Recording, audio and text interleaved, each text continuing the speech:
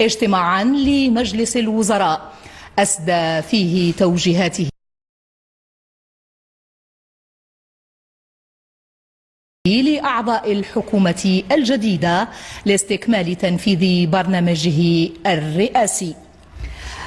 بعد الترحيب إذن بالحكومة، أسدى السيد رئيس الجمهورية السيد عبد المجيد تبون توجيهاته لأعضاء الحكومة أن تصب مجهوداتهم لخدمة المواطن وبالسرعة القصوى مع احترام قانون الجمهورية وحدود السيادة الوطنية.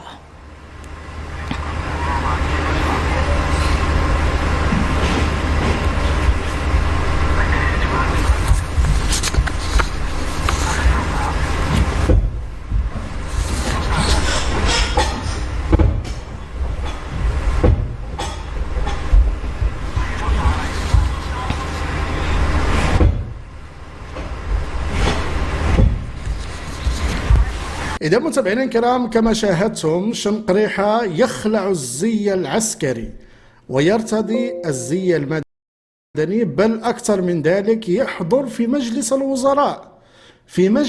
الوزراء بصفته وزيرا.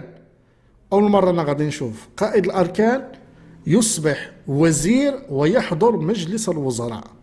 مهزلة وفضيحة لن تروها إلا في حضارة الجزائر بكل تأكيد، لأن حضارة الجزائر ليست بدولة وليس لديها مؤسسات بالمعنى ديال المؤسسات، بل لديها عصابة حاكمة بكل ما تحمل الكلمة من معنى.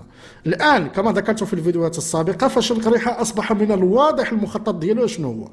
المخطط ديالو هو أنه يوصل لمنصب الرئيس، يريد أن يحصل على منصب الرئيس. بطبيعة الحال عارفين بأنه هو اللي كان حاكم في الكواليس وما زال حاليا حاكم في الكواليس، لكن الآن ولا باغي يعطي راسو مناصب رسمية وصولا لما يسمى برئيس الجمهورية في حضارة الجزائر.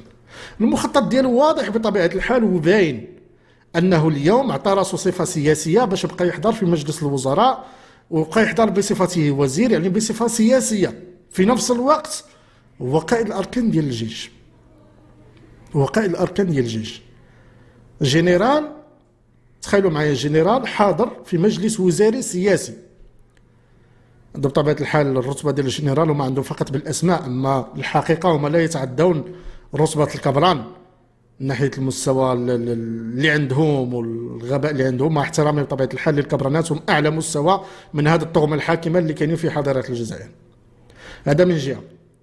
من جهة أخرى، الآن شنقريحة أصبح من الواضح الهدف ديالو أنه ياخذ الرئاسة، لكن السؤال المطروح هو كيف يريد أن يفعل ذلك؟ واش ينقلب على تبون ولا يغتالو ولا يقوم بإجباره على التخلي على المنصب ديالو ولا شي حاجة أخرى؟ شنقريحة من الواضح أنه يخطط للوصول إلى الرئاسة، لكن السؤال هو كيف. والآن عطى راسو المنصب ولا الصفة السياسية، وفاش كيعطي راسو الصفة السياسية فبالتالي كيصبح الطريق معبد أمامه باش يولي الرئيس. أنا باش تعرفوا بأنه ما كاينش دولة في حضارة الجزائر، ما كاينش دولة، لأنه لو كانت دولة وكانت مؤسسات وكانت قوانين، أنت قائد الأركان ديال الجيش اش دخلك في مجلس الوزراء؟ كيفاش كتعطي راسك منصب وزير؟ شي حاجة اللي غير منطقية، شي حاجة اللي ما كتدخلش العقل. ولكن إلا فكرنا شي شويه غادي يبان لينا بان شنقريحة طامع باش يولي ولا باش ياخذ هذاك المنصب ديال الرئيس، والهم ديالو انه تعطى ليه هذيك الصفه. لان شنقريحة القصه ديالو معروفه. شنقريحة راه فاش قال قايد صالح كان حاقرو قبل ما يموت، قبل ما يقتلوا شنقريحة. القايد صالح كان حاقر شنقريحة، ما كانش كيخليه يترقى في الرتب. في نهايه المطاف شنقريحة قام بالقتل واغتيال القايد صالح، خدا بلاصتو، والان ولا كيزيد يعطي في راسو في المناصب وفي الرتب. هادشي علاش مؤخرا مشى جاب واحد صاحبو عشيرو داير فيه الثقه باش يولي قائد القوات البريه، لان المعروف داخل نظام حضاره الجزائر ان من يصبح قائد القوات البريه مستقبلا هو اللي كيولي قائد الاركان. لان شنقريحة سابقا كان حتى هو قائد القوات البريه ولا قائد الاركان. دابا مشى جاب عشيرو باش يولي قائد القوات البريه. علاش؟ لان فاش غادي يولي رئيس ولا يحصل على المنصب ديال الرئيس قائد الاركان اللي غادي يجي بلاصتو غادي يكون عشير وداير فيه الثقه. هنا باش كنزيدو نتاكدوا، هو كيأكد لنا بان ما عندوش ثقه بيناتهم داخل الجيش الجزائري.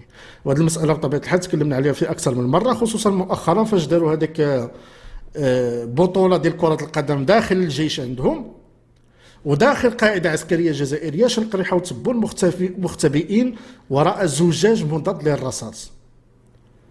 هذا دليل اخر على ان ما عندوش ثقه بيناتهم داخل الجيش، وهذه من بين اكبر الاسباب علاش حضاره الجزائر غادي ترون فيها القضيه.